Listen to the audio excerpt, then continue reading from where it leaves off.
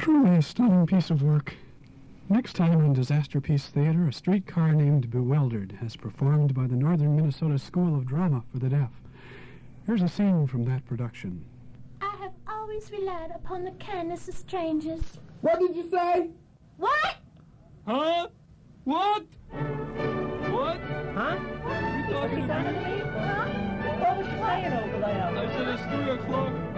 Time for me to get the streetcar. Stella? Is that you, Stella, baby? Yeah, it is. Stella. This is Bannister Crook for Disaster Piece Theater, saying Toodles, gang. I was actually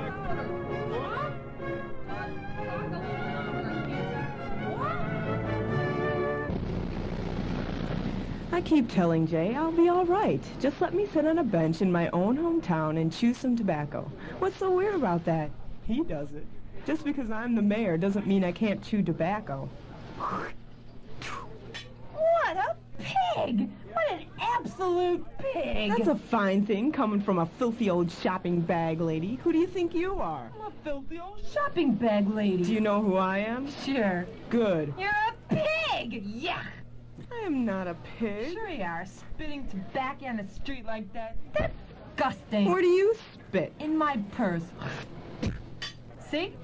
Oh, put it away. Not so bad when you get used to it. Can I try it? Sure. Good shot. How do you know so much about etiquette? I run an etiquette school at Ohio and Wells. Above the restaurant? In front of the restaurant, on the corner. I think I may have a job for you. What this city needs is a really good etiquette director. I've always felt the need for an etiquette director in this. And so Noreen McBroom became etiquette director. Alderman Grafter, would you care to speak on your motion that Grant Park be covered with asphalt in order to permanently preserve the grass? Yes, I would. I think that we Take ought that cheap cigar out of your mouth. Stand up straight. Where was you brought up, you bum? Hello, I'm Vincenzo Cesaretti, Alderman 89th Ward. The preceding sketch sought to say that our great mayor done a stupid thing.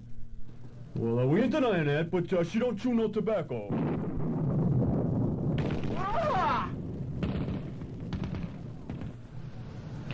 Alderman Vincenzo the Hyena Cesaretti was slain in a hail of gunfire this afternoon during a pointless TV editorial.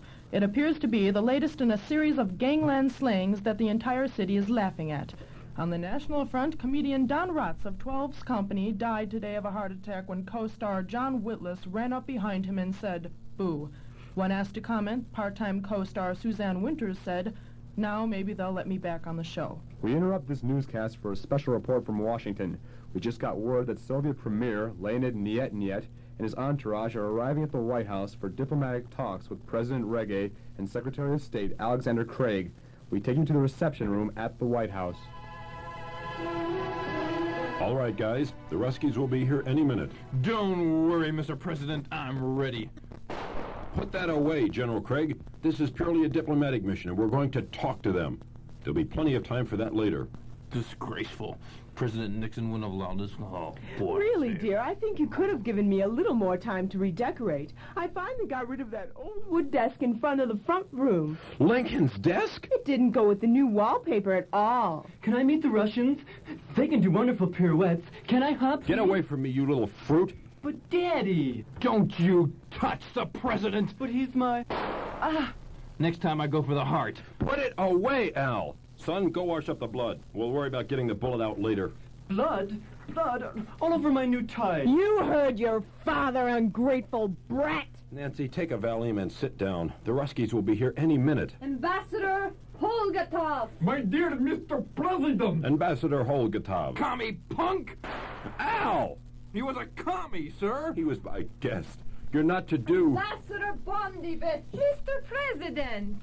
Ambassador Bondevich, you're looking lovely. Al! You're pushing it! Give me the gun!